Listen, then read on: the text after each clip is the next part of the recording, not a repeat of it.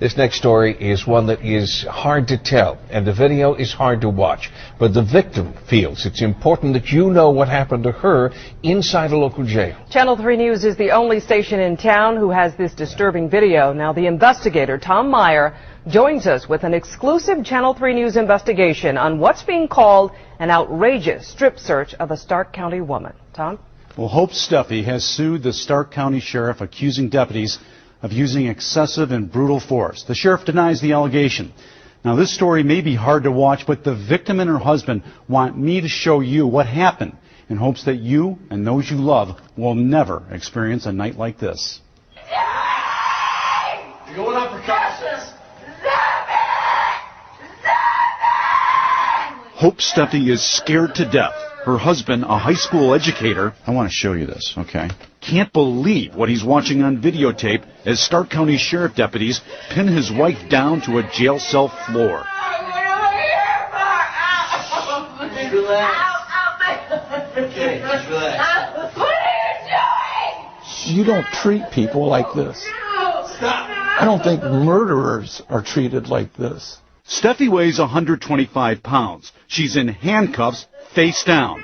Yet her lawyers say up to 7 individuals working for the sheriff or jail are in the cell. Both women and men deputies forcibly remove all her clothes. What are you doing? Two males holding her down as she's butt naked. That's wrong.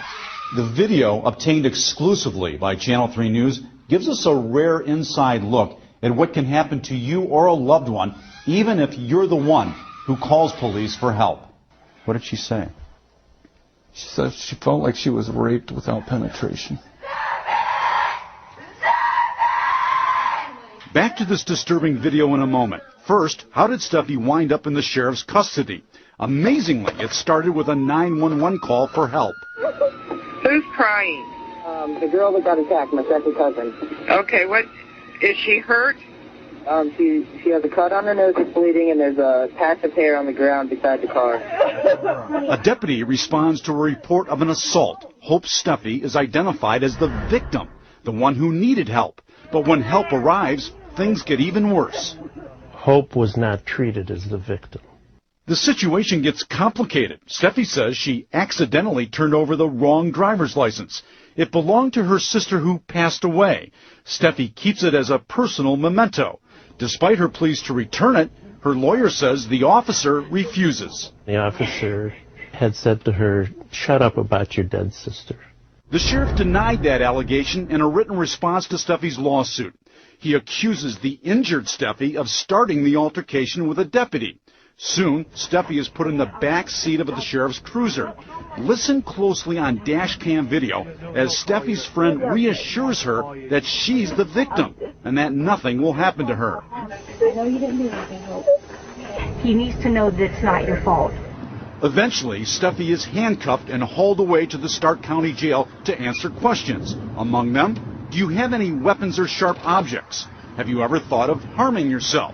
When Steffi responds, now or ever, she says deputies knock her down and place her feet in a pretzel position. And you have to ask yourself, what was the purpose of this strip search?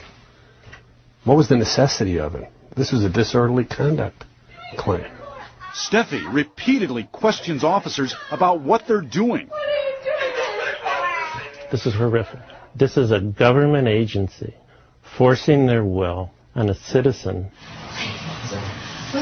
Steffi pleads for deputies to stop, and when they begin removing her underwear and bra, she begins to scream. That could be your wife. That could be anybody's wife.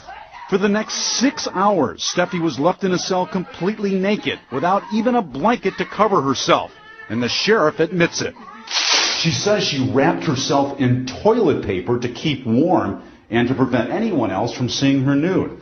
She also says she was denied access to a phone and medical assistance for injuries that included a cracked tooth, a bulging disc, and bruises. The sheriff again denies the allegation. Lawyers for Steffi say the video speaks for itself. The force used was completely unwarranted. Her lawyers say this is a strip search, and the sheriff's own policy says officers conducting the search must be of the same sex. Clearly, in this case, men played a key role. The last two individuals to leave that cell with her completely naked were both men. What would any woman fear? Eventually, Steffi was told she was being charged with disorderly conduct and resisting arrest. When they took her to booking, her husband says they forced her to wear nothing but a weighted vest like this. Tomorrow night at 11, new exclusive video and questions about whether all jailhouse video was released. Tim? You're certainly right, Tom. It's hard to watch and hard to listen to. Have you heard from the Stark County Sheriff about all this? I have. Just this afternoon, he emailed me. He says he'll do most of his talking in court, but he did say they stripped Steffi of all her clothes for her own safety. He admits they forcibly removed her clothes because she refused to remove them voluntarily. Now, her husband says that's just not true. He says deputies stripped her without asking a single question. All right, Tom. Thank you. More on this tomorrow, Tom.